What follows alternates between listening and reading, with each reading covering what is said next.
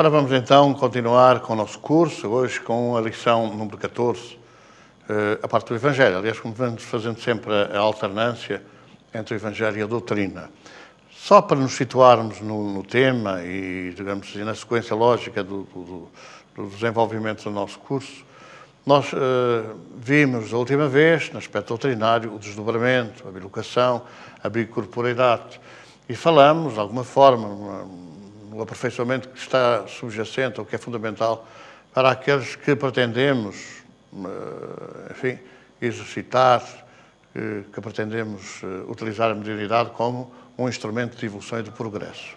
E nós estamos sempre, nesta sequência lógica de avançar no nosso curso, a dirigir-nos para a parte do exercício da mediunidade, que é fundamental na percepção do sofrimento e da dor. Falamos de dois parâmetros. O parâmetro da mediunidade, a comunicação dos espíritos, da influenciação espiritual, e falamos do parâmetro das leis de causa e efeito e da reencarnação. São os dois pilares fundamentais da consolação, da ação do Consolador, do ideal espírita sobre a ignorância e sobre o sofrimento que vaga toda a humanidade. Vamos agora começar a entrar exatamente no tipo de faculdades que permitem, a seguir ao desdobramento, a seguir à bilocação e à bicorporeidade, que é um fenómeno naturalmente fenómeno mediúnico. Vamos entrar agora declaradamente os aspectos que ligam mais concretamente à mediunidade. Nós temos mediunidade de efeitos físicos, temos mediunidade de efeitos intelectuais. E vamos a começar exatamente pela mediunidade de efeitos físicos. A mediunidade de efeitos físicos está patente em toda a história antiga das religiões, naturalmente da humanidade, porque, como nós tivemos a oportunidade de dizer, médium pode ser espírita, mas pode não ser espírita. Há muitos médiuns que não são espíritas e também há muitos espíritas que não são médiuns, no sentido da ostensividade da faculdade em si. Então vamos ver agora os efeitos físicos, para depois, na sequência, analisarmos os efeitos intelectuais na área da chamada incorporação, que é a psicofonia, o exercício levado a cabo pelos médiuns falantes, e vamos ver os outros tipos de mediunidade, da psicografia, por aí fora. Agora, vamos ter-nos sobre os efeitos físicos. E gostaríamos de começar por pegar no Evangelho. O Consolador lembrará o que vos tenho dito. Pegar no Evangelho para analisarmos do Evangelho em que medida é que Jesus deu a conhecer claramente, sem quaisquer sombra de dúvidas, exatamente isso dos efeitos físicos. Pode apresentar-se a ideia de que são exceções, porque Jesus, como o fizeram realmente na época, porque Jesus era Deus, foi eleito Deus. E, portanto, sempre os religiosos, os entes religiosos que fomos, ao longo dos séculos, fomos modificando, fomos alterando, digamos assim, todo o contexto do Evangelho, no sentido de dar campo, dar força, de dar, de alguma maneira, consistência às explicações religiosas que colocavam fora de questão a comunicabilidade dos espíritos, colocavam fora de questão essa capacidade profética de exercer ação sobre o físico e sobre a parte espiritual do homem, e considerando que aquilo que Jesus protagonizou, embora se tenham esquecido um pouco dos Atos dos Apóstolos, como nós iremos também abordar essa questão, mas que Jesus tinha protagonizado esses efeitos porque era Deus, e Deus fazia os tais milagres. Numa confusão enorme, porque não é possível acreditar que Deus, infinitamente sábio, justo, bom, etc., tivesse enganado na lei e agora tem que estar a alterar a lei ao sabor das conveniências dos homens. Então, a excepcionalidade que era dada a esses chamados milagres é meramente uma questão de análise, de interpretação e até de, digamos assim, tentar dar a ideia de que aos homens estava absolutamente fora de questão a possibilidade de protagonizarem esses efeitos, essas ações, esses atos mediúnicos. No Evangelho de Jesus, quando começam, de facto, os efeitos físicos? Nós vamos descontar um pouco, porque os interesses religiosos levaram, de alguma forma, a esconder, a guardar, a destruir até aquilo que foi a vida de Jesus, até aos chamados 30 anos, 33 anos, como nós já podemos, ou 34, não tivemos a oportunidade de aventar. Realmente, até essa idade, não há poucas referências a Jesus. E depois há muitas invenções, há muitos idealismos torpes, que às vezes é puxar a brasa chamada à sardinha, quer dizer, ou à nossa sardinha, quer dizer, dar uma ideia de grande envergadura, de uma coisa excepcional que é Deus na Terra feito homem. Portanto, há muito poucas coisas que se entendam, que se saibam dessa época. Embora aqui e ali algumas notícias que referem Jesus já como em criança, tendo determinadas faculdades, determinadas capacidades que espantavam. Era aquilo que hoje anda muito em voga, as crianças indigo. Era realmente excepcional. Era uma criança, um gênio. E expressava, na conversa com os doutores, no templo, ou na sua atividade diária, uma capacidade e uma força do conhecimento extraordinárias. Jesus, no templo, aos 10 anos, a ensinar os doutores da lei, é realmente a expressão da memória que ele tinha, como o espírito mais perfeito que pisou a terra, e naturalmente o seu governador, que ele tinha os conhecimentos e trazia o consciente, naturalmente com alta facilidade, que nós não temos realmente. Então podemos dizer que os fenómenos de efeitos físicos começam a acontecer, de facto, no Jordão, quando, aliás, Jesus vai ao Jordão, mas para quê? Jesus vai ao Jordão para ser batizado. Uma certa confusão depois na explicação. Porque é que Jesus vai ao Jordão para ser batizado? Vamos deter-nos sobre esta referência que fala o Evangelho.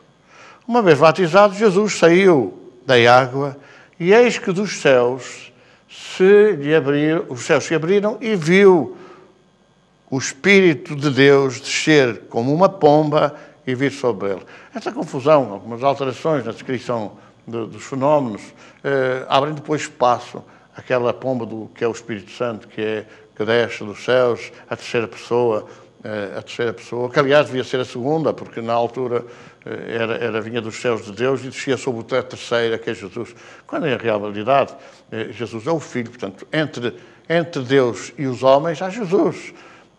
E entre os homens e Jesus, ou entre Jesus e os homens, há os Espíritos que constituem essa falange extraordinária de bem, de amor, do trabalho espiritual, que é chamada o Santo Espírito, ou o Espírito Santo, que congrega todos os Espíritos bons que trabalham sobre as orientações, para a Terra, naturalmente, sobre as orientações de Jesus.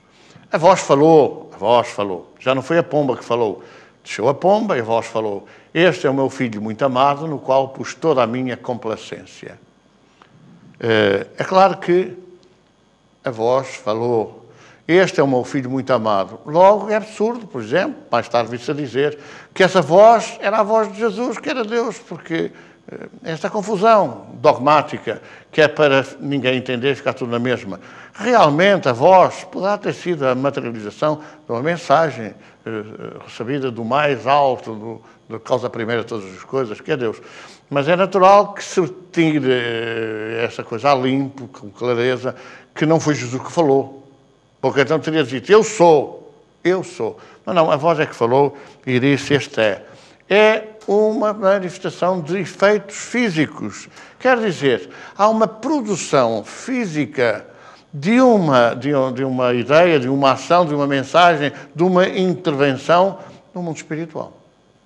Aliás, mais antigamente, isso vem claro quando Moisés sobe ao Sinai para receber as tábuas da lei. É outra manifestação de efeitos físicos, quer dizer, o mundo espiritual intervém na comunicação das orientações, digamos assim, do decálogo, intervém para gravar na pedra efeitos físicos, a mensagem, as 10 normas que constituíram a primeira grande revelação. Ora, não há dúvida que a maioria dos fenómenos que Jesus protagonizou são de efeitos físicos, são produções realmente no físico, na matéria. E isto leva-nos a pensar que realmente ainda hoje pode haver, aliás, foi Jesus quem falou: todos podeis ser deuses e conseguir coisas maiores do que aquelas que eu consegui. Então, é possível, se ele conseguiu estes efeitos, é possível que eles possam ser protagonizados também por nós, porque ele dizia que tinha Deus com ele e dizia que nós temos Deus e temos eles. Vamos então começar digamos assim, a chamar aqui à colação e a explicar várias passagens do Evangelho onde estes efeitos físicos estão absolutamente patentes, com uma grande clareza, não tem qualquer dúvida. 3 dias depois, houve um casamento em Caná da Galileia e a mãe de Jesus estava presente. Aliás, quando Maria pede ao filho que vá com ela, que a acompanhe naquele casamento em Caná da Galileia, é incrível que não tivesse só Jesus, mas também tivessem os irmãos. É evidente que todas estas alterações dos textos do Evangelho ocorreram por conveniência, porque a partir do momento que Jesus, no século IV, foi eleito Deus, os irmãos passaram à história como primos, como enfim, filhos do pai, porque era do casamento. Enfim, várias hipóteses que são aventadas ainda hoje. Então, é um casamento que não é religioso. Porque, aliás, bastaria nós compulsarmos, até na internet hoje é fácil buscar isso, quando é que começou o casamento religioso. E vamos encontrar o casamento religioso no século XVI, em 1510, no Concílio de Trento. Então, é um absurdo estar agora a pensar que, por exemplo, as bodas de Caná, o casamento em Caná da Galileia, para que Maria e Jesus foram convidados, seria o começo dos casamentos religiosos, que é um absurdo. Não havia casamento religioso.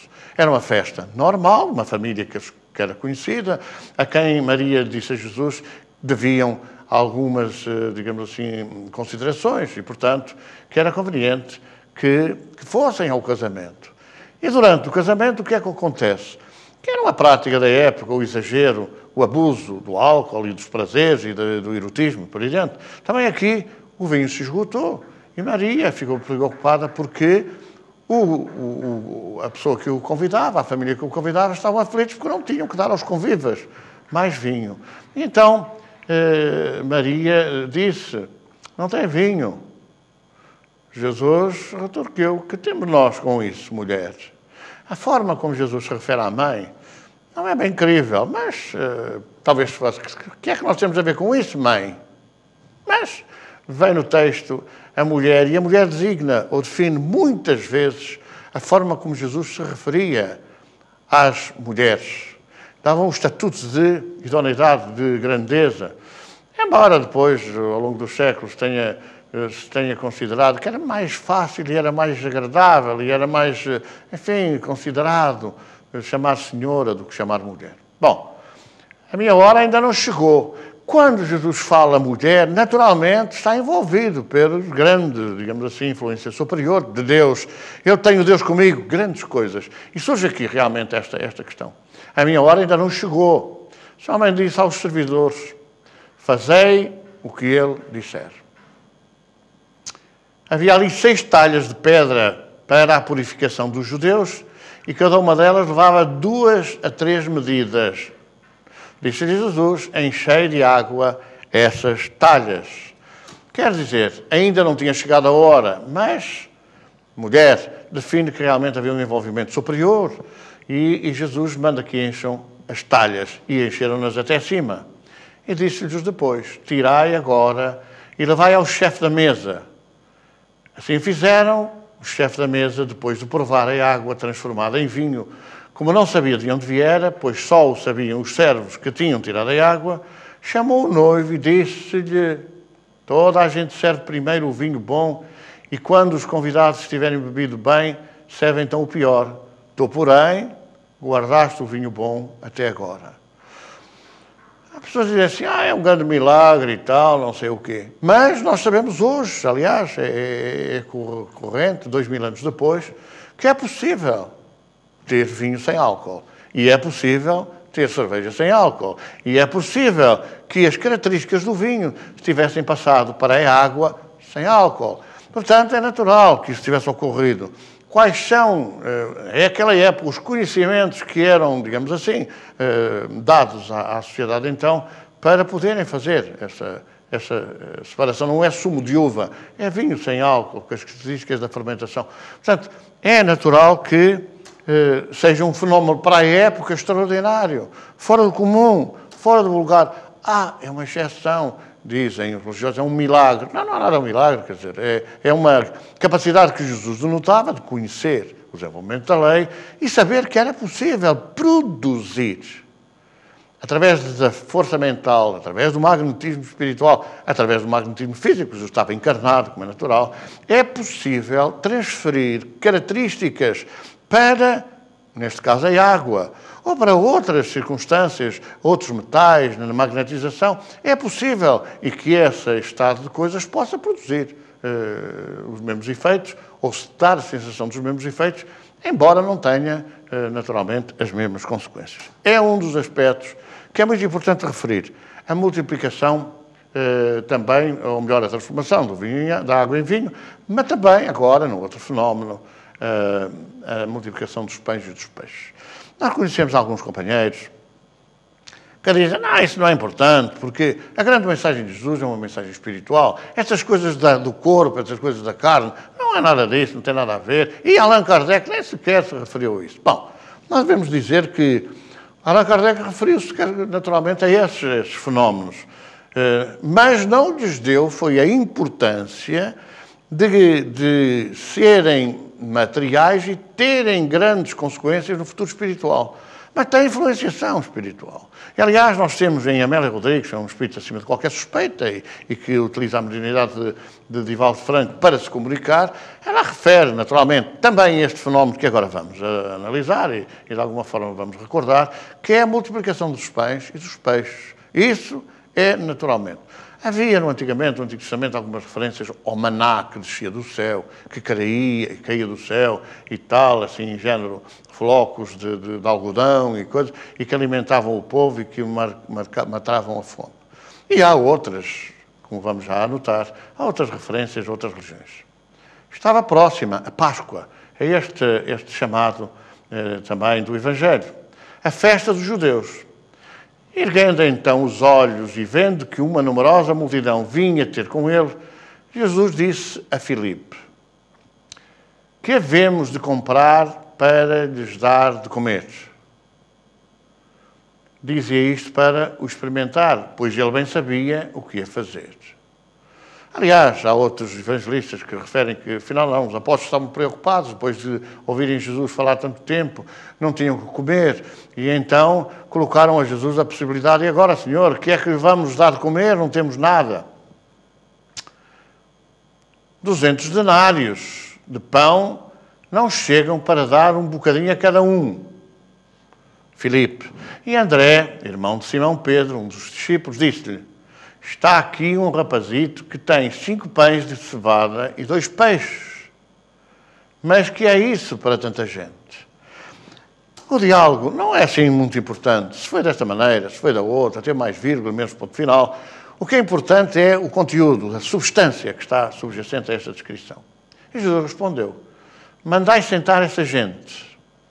Havia muita erva naquele lugar. Sentaram-se, pois, os homens em número de cerca de 5.000. Aliás, é impressionante como é que nós hoje, ao falarmos num auditório, por exemplo, para 1.000 pessoas, sem haver amplificadores, sem haver, enfim, um sistema de amplificação, é muito difícil que toda a gente veja, fruto das circunstâncias várias do ambiente, e como é que Jesus, ao ar livre, para 5.000 pessoas, não precisava de microfone, nem precisava de altifalantes. É outro fenómeno, naturalmente, de efeitos físicos extraordinários, de propagação, de irradiação das vibrações, que através do som que Jesus produzia, se ouviam em todas as direções e ao mesmo nível. É claro que isso tem a ver um pouco com uma abóbada magnética que existe. De facto, nós conhecemos um fenómeno extraordinário da arquitetura de todos os tempos, que é a sala oval do convento de Mafra, e que tem uma forma de tal ordem e também tem uma área tão grande, um volume tão grande, que em qualquer sítio onde se fala, toda a gente ouve, e não é assim uma sala pequenita, não. É uma sala ainda com uns 20 e tantos metros de comprimento. E, portanto, há uma determinadas características, no caso concreto, digamos assim, do concreto, digamos assim, do cimento, da argamassa, da parte física, mas também há essa possibilidade de, em determinada forma, se projetar um campo magnético. Isso é possível ouvir a grandes distâncias. São também fenómenos de efeitos físicos. Concretamente aqui, Jesus fala neste diálogo, dizem-lhe só há um rapazito que tem 5 pães e 3 peixes. Então Jesus tomou os pães e depois de dar graças distribuiu-os aos que estavam sentados. Fez o mesmo com os peixes e comeram tanto quanto lhes apeteceu.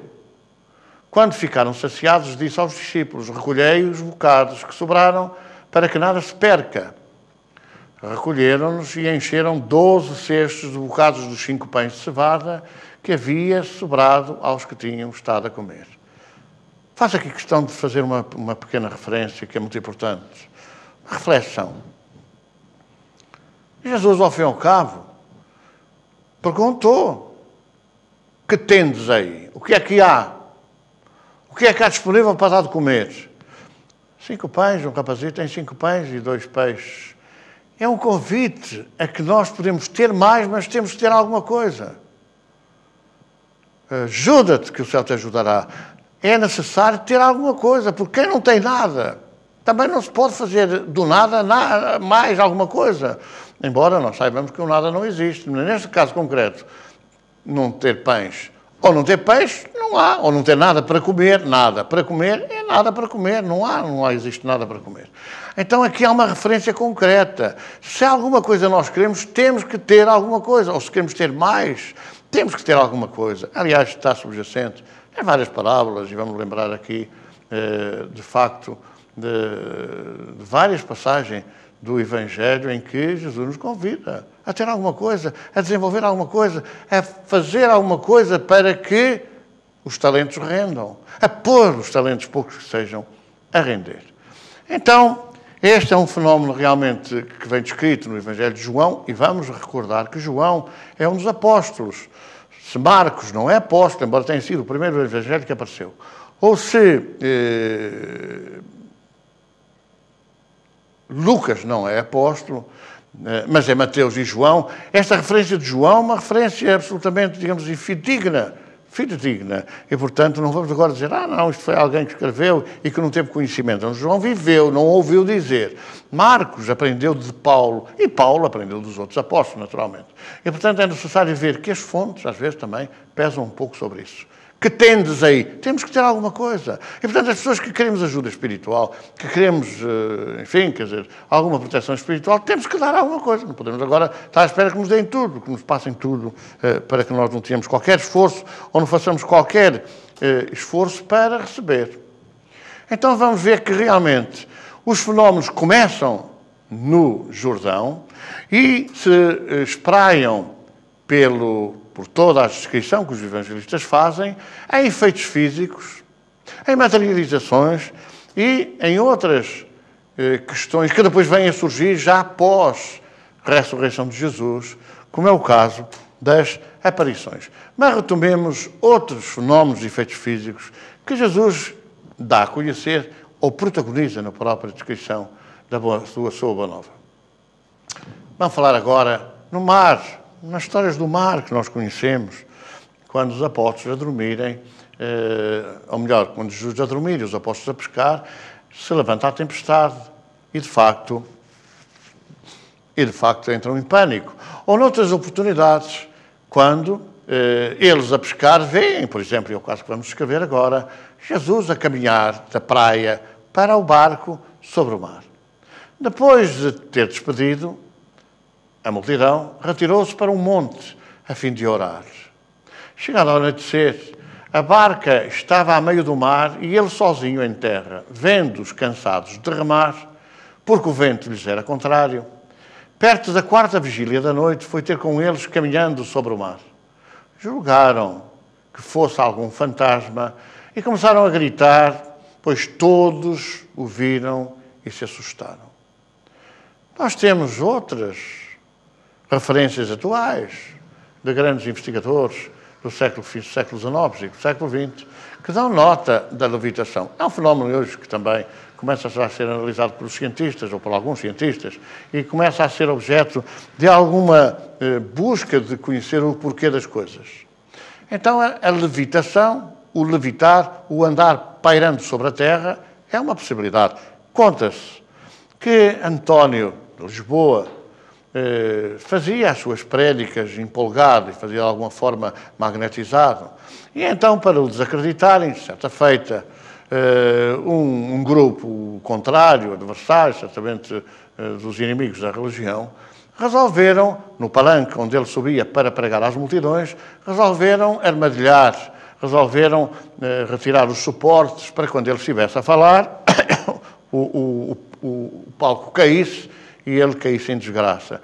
Então contam que nesse dia, quando foi aprazada essa armadilha, que António estava empolgado a falar e quando aquele grupo protagonizou essa queda do palanque, onde ele estava a falar, ele continuou no ar a falar, continuou no ar a pregar às multidões. É um fenómeno de levitação, pairar sobre o ar. Então Jesus avançou para a barca sobre as ondas, caminhando sobre o mar.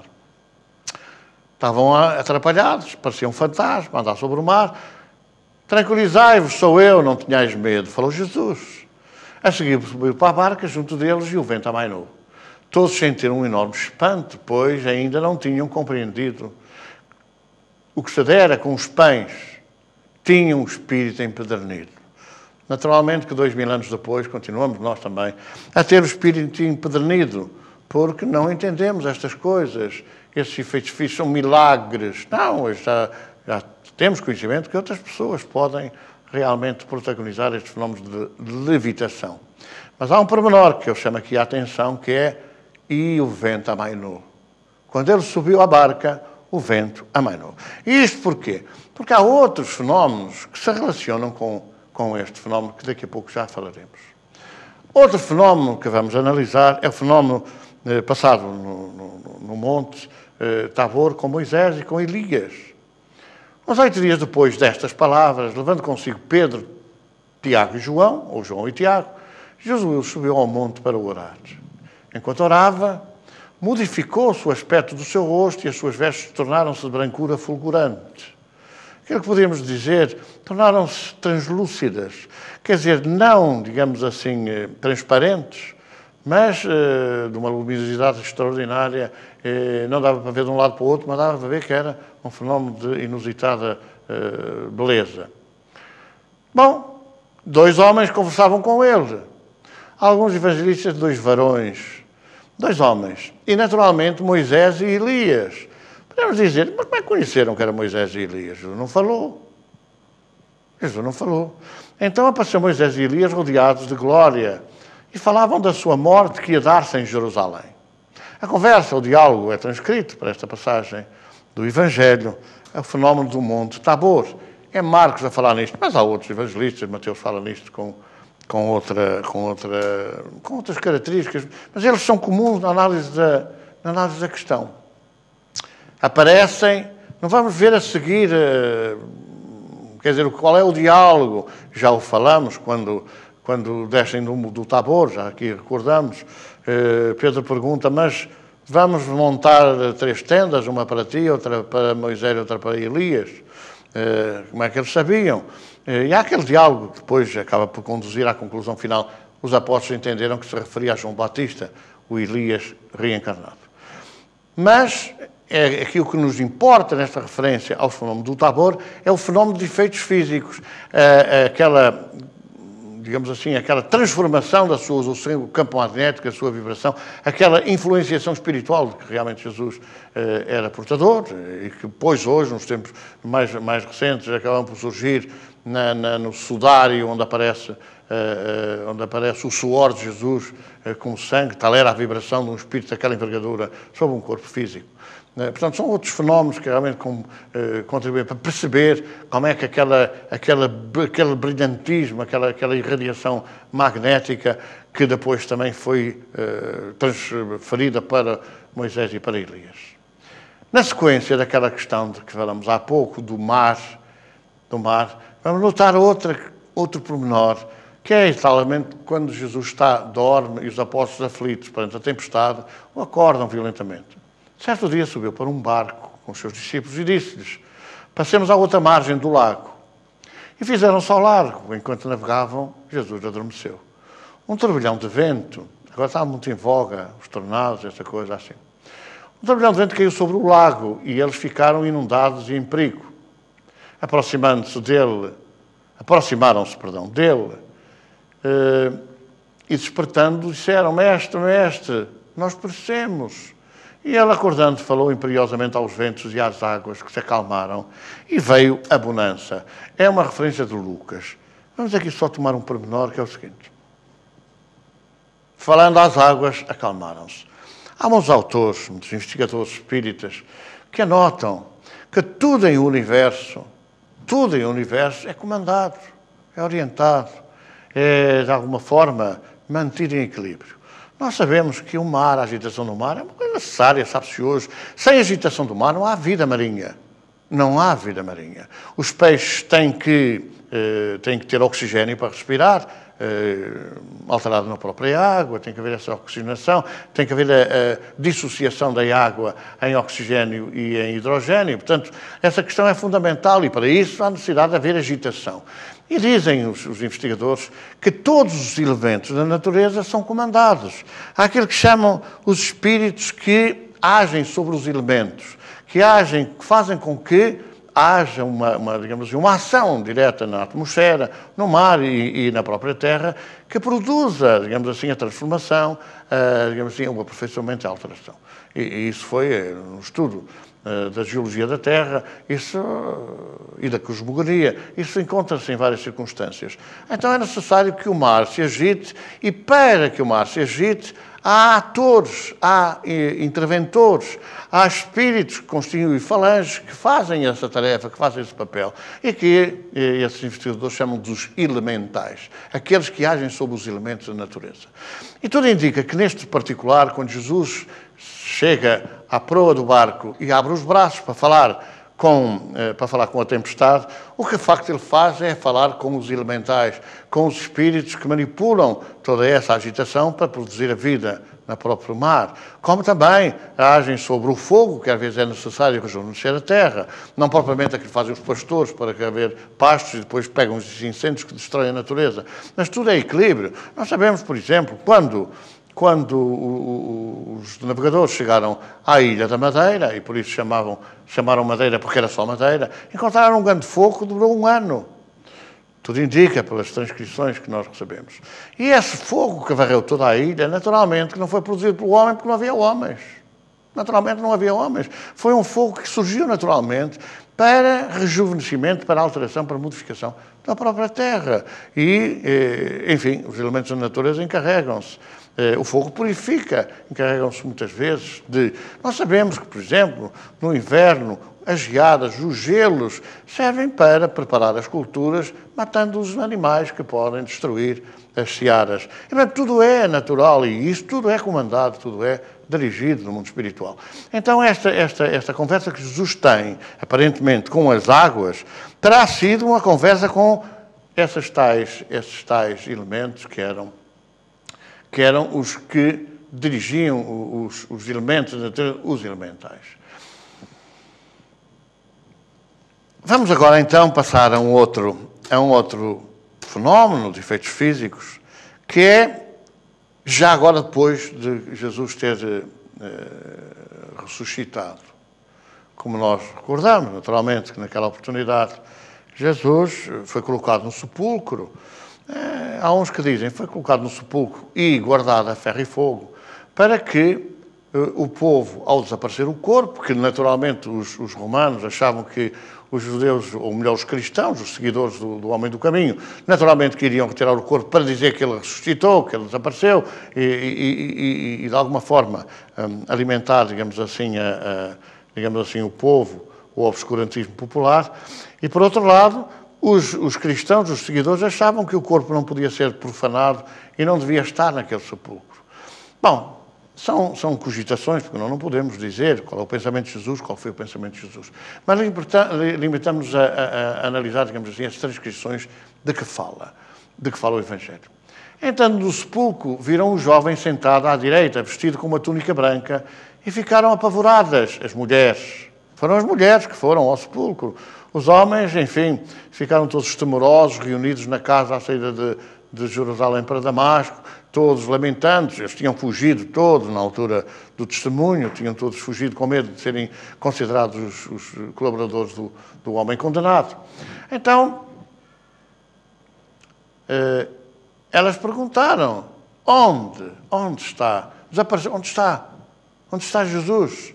E aquele homem que elas viram disse, não vos assusteis, os caixas de Jesus de Nazaré, o crucificado, ressuscitou, não está aqui. Vede o lugar onde o tinham depositado. E depois dizer aos seus discípulos e a Pedro que ele vos precedeu a caminho da Galileia.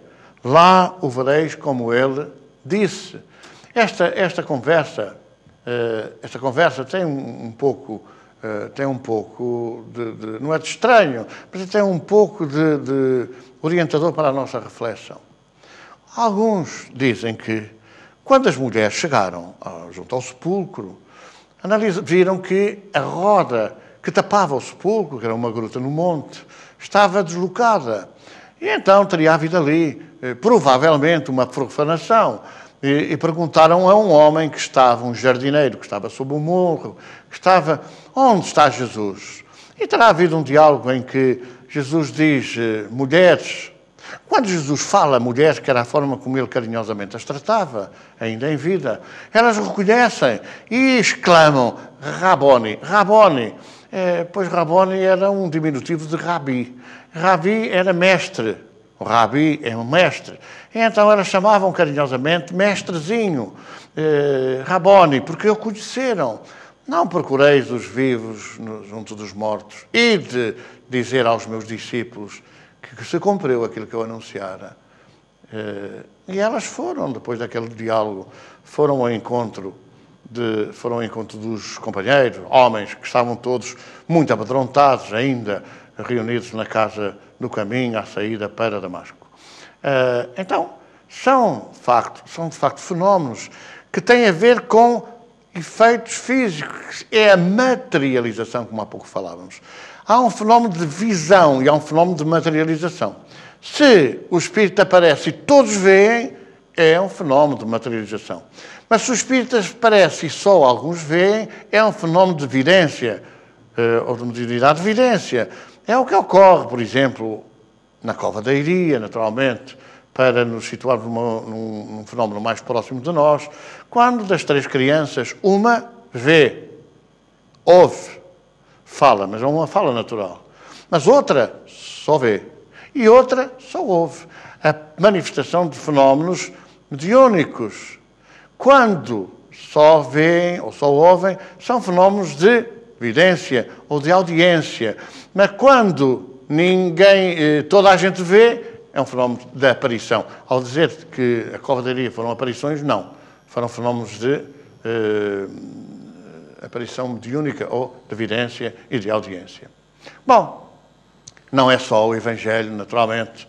E, portanto, aquela situação de exceção, de excepcionalidade que nos referimos inicialmente, que muita gente diz que são milagres, também está presente nos Atos dos Apóstolos. E vamos ver esta referência dos Atos dos Apóstolos, concretamente quando se refere à prisão de Pedro. Um anjo, Pedro estava preso, um anjo despertou Pedro tocando-lhe ao lado e disse, ergue-te depressa. E as correntes caíram-lhe das mãos. Pedro estava preso, estava acorrentado. Aparece-lhe aquela aparição, não é? Podia ter sido vidência, mas vamos supor que é aparição. E então diz lá, levanta-te. Caíram-lhe as correntes, fenómenos e efeitos físicos. Há uma abertura das correntes por uma intervenção, digamos assim, mental, espiritual. Há uma força magnética a intervir.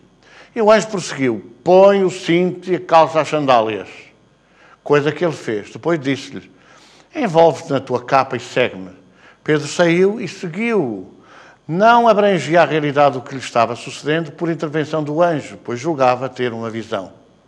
Depois de atravessarem o primeiro posto da guarda e o segundo, chegaram ao portão de ferro, que dá para a cidade, a qual se abriu por si mesma. É uma descrição, de facto, dos Atos dos Apóstolos, no capítulo 12.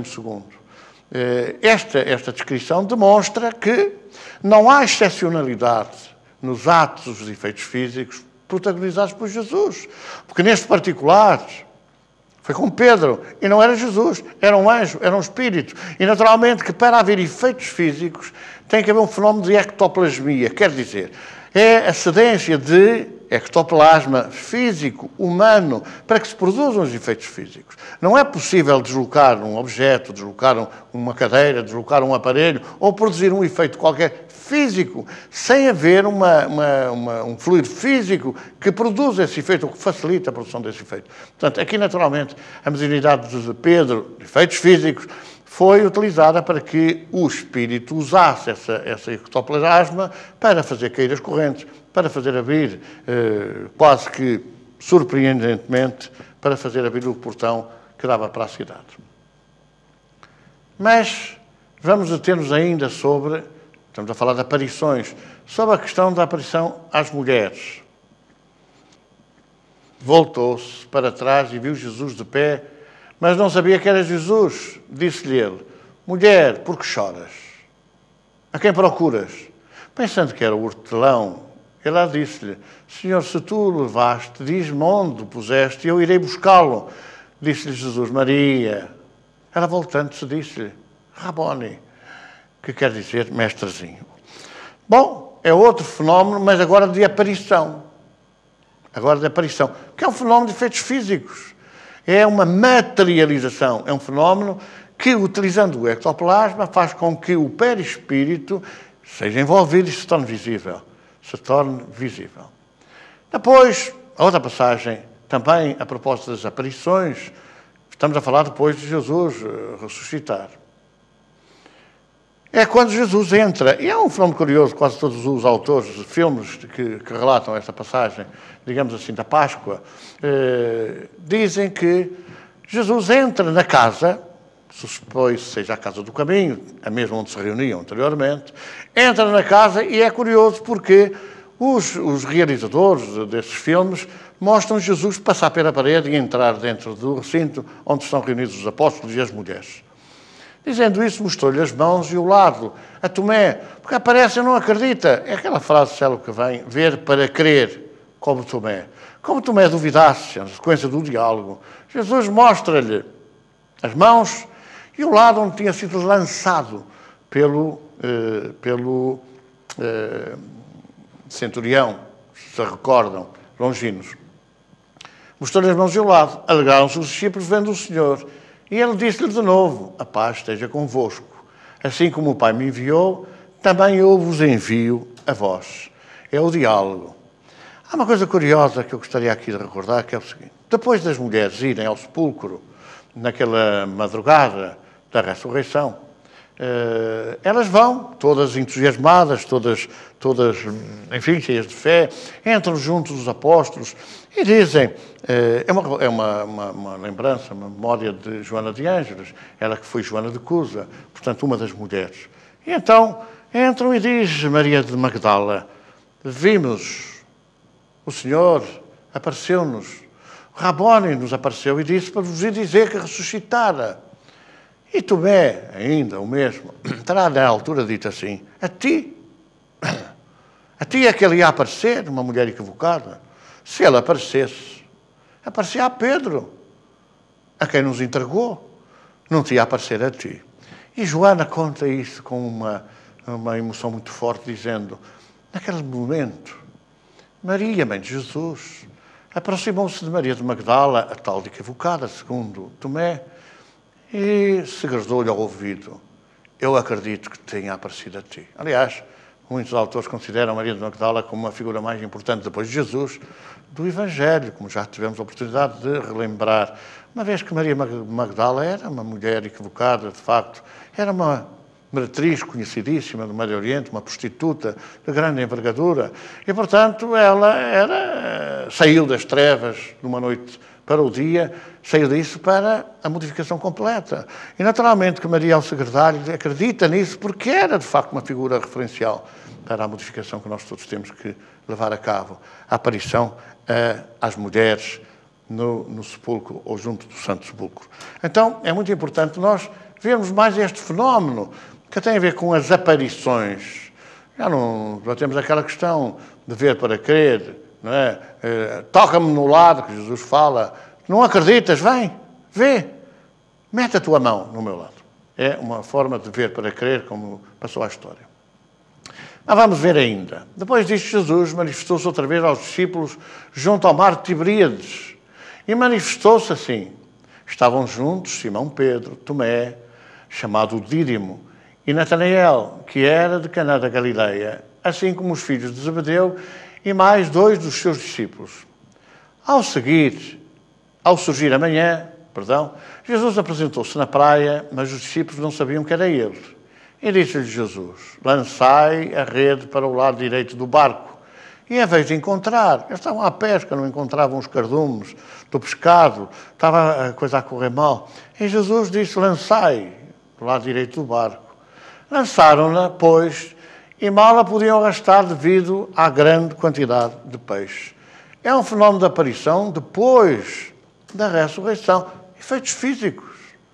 Estas aparições, todos viram esta materialização, é produzida, um efeito físico, pelo tal ectoplasma que os discípulos disponibilizavam, e naturalmente a natureza, e que permitiu com que Jesus se tornasse visível e lhes desse esta prova ao, como outras vezes seria feito, ao orientar os discípulos para a pesca, para a pescaria. Então os discípulos prediletos de Jesus disse a Pedro, é o Senhor. E quando Simão Pedro ouviu dizer que era o Senhor, enfiou a túnica, pois estava nu, e lançou-se ao mar. Os outros discípulos, que estavam distantes da terra apenas uns 200 côvados, voltaram ao barco puxando a rede com os peixes. Logo saltaram para a terra, viram ali umas brasas com peixe em cima e pão. E disse-lhes Jesus, trazei os peixes que apanhastes agora. Ainda na sequência daquela questão da aparição de Jesus sobre as águas, dizendo, lançai a rede para o lado direito do barco. É uma descrição de João, naturalmente, que tinha estado presente durante o fenómeno. São várias sequências. Naturalmente, nós acreditamos, por aquilo que rezam as crónicas, que terá demorado 40 dias até o dia de Pentecostes, até, digamos assim, até o momento em que Jesus se despediu, de facto, da terra dos seus discípulos. Nesse mesmo dia, 2 deles iam a caminho de Emaús, distante de Jerusalém, 60 estádios, e conversavam entre si sobre tudo o que acontecera. Enquanto conversavam e discutiam, acercou-se deles o próprio Jesus e pôs-se entre eles a caminho. Os seus olhos, porém, estavam impedidos de o conhecerem. Disse-lhes ele, que palavras são essas que trocais entre vós enquanto andais? Pararam entristecidos e um deles, de nome Cleófas, respondeu, tu és o único forasteiro em Jerusalém a ignorar o que lá se passou nestes dias? E perguntou-lhes ele, que foi?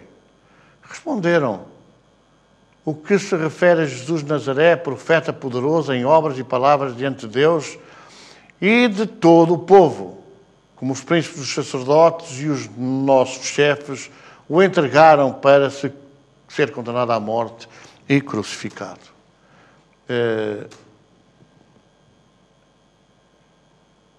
Nós esperávamos, era algum conceito que havia, e que Judas era o principal crente, nós esperávamos que ele fosse quem libertasse Israel, mas com tudo isso, já lá vai o 3º dia desde que se deram essas coisas.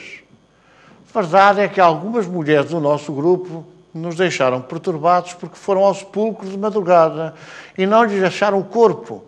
Vieram dizer que lhes apareceram uns anjos que afirmavam que ele vive.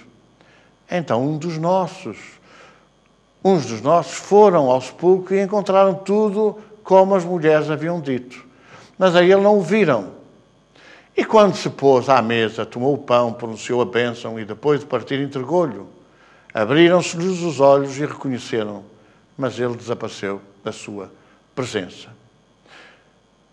Depois levou-os até Betânia e, erguendo as mãos, abençoou-os. Enquanto os abençoava, separou-se deles e levava-se ao céu. São 2 passagens que nós aqui podemos interpretar como outros fenómenos de efeitos físicos. A aparição, o sinal de que ele, ao partir o pão e ao entregar e abençoar, era aquilo que faria normalmente, ou que fazia normalmente, quando tomavam a refeição juntos, ou como tinha feito durante a última refeição. São fenómenos de aparição. Aparição. Naturalmente, será que eles tinham mediunidade de evidência? Provavelmente é mesmo uma materialização do Espírito que era Jesus. Ora, estes fenómenos abrem agora a compreensão à possibilidade que os homens temos, também a natureza tem, de ceder aquilo que é o elemento de união entre o Espírito e a matéria, aquilo que é semimatéria, aquilo que é considerado uma parte das nossas células, que é o do plasma sanguíneo, o ectoplasma, para realmente produzir determinados efeitos, sejam eles de movimentação, de transladação, de translação, sejam eles de musicais, sejam eles de quaisquer outros efeitos que surgem na parede. Nós lembramos-nos da tela famosa, que é a mão do Espírito escrevendo sobre a parede durante um repasto de Salomão, anunciando-lhe que estaria para breve a sua derrota junto aos filisteus. Portanto, são fenómenos também de materialização de efeitos físicos. E, portanto, já se perde na noite dos tempos essa possibilidade. Agora, abre-se aqui campo a nós compreendemos que para a produção de efeitos físicos é necessário ceder aos espíritos que os produzem, de facto, esse ectoplasma, esse fluido animal, para que eles possam, de facto, produzir esses efeitos. Como é necessário, muitas vezes, utilizar esse magnetismo ou esse ectoplasma para produzir as curas. Para produzir as curas. São coisas físicas. Quando se trata de doença física, a cura física necessita de tal ectoplasma, do fluido curador, para poder fisicamente também resolver esta questão, ou esse problema. Então há necessidade de nós começarmos a entender agora a marcha que nos leva à melhor compreensão sobre os fenómenos da mediunidade. Reparem que fizemos na parte de teoria do conhecimento para esclarecer todas as coisas. Agora vamos passar à prática, ao exercício do Consolador, que naturalmente é protagonizado em grande medida pela mediunidade e por aqueles que a detendo, a utilizam de acordo com aquilo que Jesus ensinou, a bem dos outros, a bem daqueles que sofrem. Vamos ficar por aqui na nossa lição de hoje, do Evangelho. Faremos na próxima aula, realmente, a nossa passagem para a parte doutrinária, da análise destes fenómenos, digamos assim, detendo-nos mais, digamos assim, mais cientificamente e mais também no aspecto da filosofia, livros dos espíritos e dos médiuns, utilizando todo esse conteúdo esclarecedor para explicar agora estes fenómenos que Jesus, com tanta clareza, protagonizou na sua Boa Nova. Então, até à nossa próxima aula e fiquem bem. Que Deus a todos nos abençoe.